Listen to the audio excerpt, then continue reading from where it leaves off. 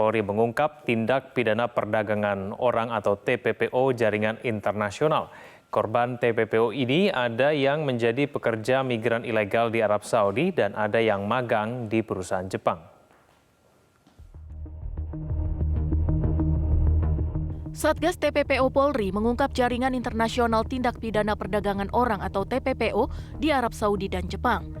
Kejahatan TPPO internasional ini dilakukan dengan modus mempekerjakan pekerja migran Indonesia secara ilegal dan mengirim pelajar untuk magang di luar negeri. Polisi menangkap 3 orang tersangka berinisial K, NW, dan RNH dalam kasus TPPO yang merupakan jaringan tersangka berinisial K. Pengungkapan jaringan ini bermula dari informasi yang diberikan Kedubes RI di Riyadh mengenai penanganan PMI yang terindikasi TPPO dengan dipekerjakan sebagai pembantu rumah tangga. Dari penyidikan, terdapat 30 orang korban dalam jaringan TPPO ini. Untuk lebih lanjut, politeknik tersebut akan kita laksanakan proses seperti apa. Karena yang saat ini kita dapatkan adalah proses mereka mengirim tenaga kerjanya di mana dilakukan oleh seorang oknum, beberapa orang oknum yang kiranya ini saat ini yang harus mempertanggungjawabkan secara hukum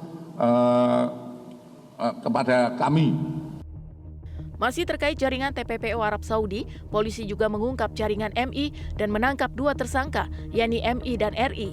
Sementara 1 tersangka berinisial YN berstatus DPO.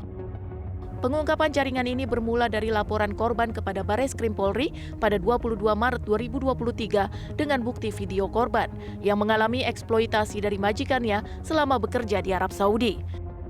Sementara itu, untuk jaringan TPPO Jepang, polisi menetapkan 2 orang tersangka berinisial G selaku Direktur Politeknik dan EH yang juga Direktur Politeknik. Keduanya menjalankan praktik TPPO dengan modus program magang ke luar negeri yang mengakibatkan korban sebagai mahasiswa mengalami eksploitasi. Pengungkapan kasus ini berawal dari laporan korban ZA dan FY kepada pihak KBRI Tokyo yang mengaku dikirim Politeknik untuk magang di perusahaan Jepang namun justru dipekerjakan sebagai buruh. Dari Jakarta, Ari Setia, Febri Septian Wicaksana, Metro TV.